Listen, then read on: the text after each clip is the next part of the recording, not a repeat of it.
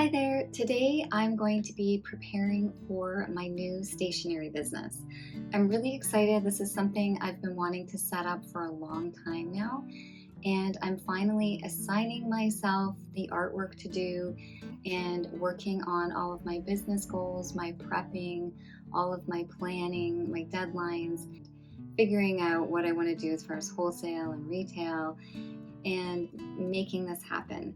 So I thought I would film a two-part video around creating my stationery business within my art business and share it with you guys and hope that it would be helpful. So I'm really excited to get this going, and thanks for being here with me. My name, if you don't already know, I've only done a couple of other videos, but my name is Carrie and I'm an artist and an illustrator based in Ontario, Canada. And we live in the countryside in our straw bale house that we built. And I'm sharing videos around art, practicing art, probably a little bit of art business, and also a little sneak peek into our country life as well here and there too. So thanks for being here, and I hope this is helpful.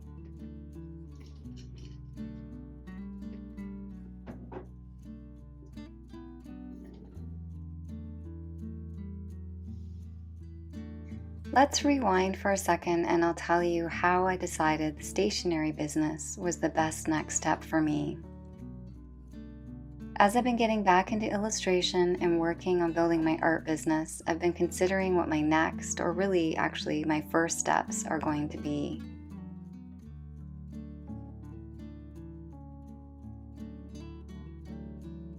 So I began evaluating my goals. I know I want to grow my art business, and I want to do it in a way that's profitable, where I can continue to increase my revenue over time and do the kind of creative work that I love to do. I also really wanted to have a clear mission statement or vision around why I'm doing all of this as well. Then I thought about how I could realize those goals. What did I need to do to make all of that happen? I made a list of all the ways I could do this. Illustrating picture books would be my first choice, but it's highly competitive, the work isn't always consistent, and it pays moderately considering the time and effort that it takes. Other freelance work is also an option, but has similar limitations. So although I still plan to pursue various freelance work again, including publishing my own children's books that I've written and will be illustrating, and I'll be looking for representation for, I won't plan on it being my only source of income. So that leads me to creating my own art business with multiple pillars that include making different types of art, working on different illustration projects, creating products to sell from those projects, as well as sharing my journey, experiences, and expertise with others who are interested in art or illustration. I've already started with some of my plans, but I wanted to take a very specific next step and create products for my business that provide recurring revenue. After looking at my list, the paper goods company was the obvious choice for me. I already have some illustrations and rough designs that will work nicely as greeting cards, bookmarks, or other products, so I'm already ahead. Plus, there's low overhead and time required to create the products, so I can get them made and out to potential buyers pretty quickly. So I've decided the paper goods stationery business is definitely the next priority in my art business. I'm super excited about it. I want to be able to sell the cards wholesale first so that I can find and set up buyers that would then continue with regular purchases. I can then move on to building another side of my art business while the stationery business is set up and moving along. So just to take a quick break, I went to go get another glass of water, and lo and behold, there was a little baby snail on my sink. So I had to take a second to rescue him before I got back to my work. Just thought I'd share that with you.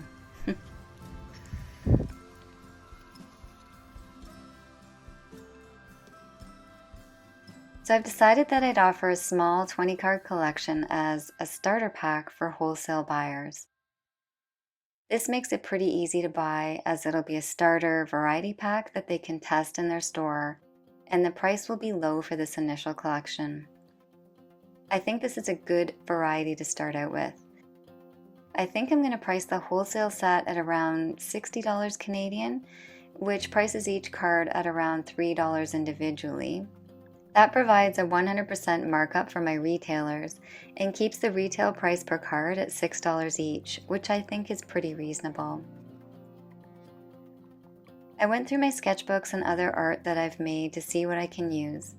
Then I made a list with my current finished designs and new designs or thumbnails that I needed to create for final art. I decided that the 20 card collection for wholesale would have about 15 blank cards and maybe 5 birthday cards or some variation like that. Now that I know what I'm building and need to work on, I have to assign myself the job. So I'm approaching it as the business owner. I'm looking at my overall goals, timelines, and any costs, etc. Then I'm giving myself specific deadlines to create the art for the cards and sort out what I already have and what I need to make. So far, I have a few designs already completed. The carousel horse is one of my favorites, and I think it'll be a nice blank card for a variety of uses for people. I wanted to do a simple design with the badger and just have him coming to the party with his balloons and his flowers. And I've been working on some other designs with pie or cake and thinking of some other cards that can be used for multiple occasions for someone special. I really love the drawing of Mouse and Mole having tea, and I'm super excited to paint that one. I wanted to create some series or sets of cards, and I'm going to include a couple of them in the starter pack. One set is the flowers and vase designs that I've been working on. There'll be probably 6 cards in the complete set, and when they're all done, I'll sell them together as a special set of cards. I'm excited for these ones. I might even package them in a fancy way with a pretty bow and parchment paper or something creative like that. I'll show you a few printed sample cards of my other designs at the end of the video. So far, I'm really pleased with my progress around planning and executing my stationery business. I've clearly evaluated all of my goals. I know I want to create recurring revenue quickly and easily within my art business, and I've decided that the stationery part of my business fits those goals perfectly.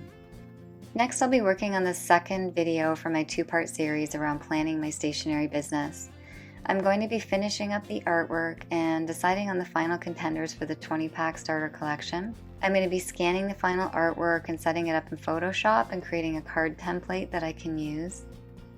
And then I'm also going to go to a local printer that I have nearby and see if they have some nice paper and what the print quality is like, and hopefully I can work with them and get some samples done as well. I'm going to be deciding on packaging and envelopes and the final pricing and any other wholesale information I need to consider, as well as retail pricing for my own shop. And I'm also going to head out to some local stores to see if I can sign up some wholesale accounts for my new paper goods company. And I'll share that all with you too. I'll do a quick overview of my time, my costs, the revenue, profit, all of that, and any future plans I have for new card collections and other paper goods products too. So I have a lot planned for the second video. I just wanted to say thanks so much for hanging out with me while I plan and figure out my new stationery business, and I hope you found the process so far helpful and enjoyable. Please let me know if you have any thoughts in the comments or any questions or anything, and subscribe if you feel so inclined, and like as well. And yeah, I hope to see you in the second part of the series as well. Have a wonderful day. Bye.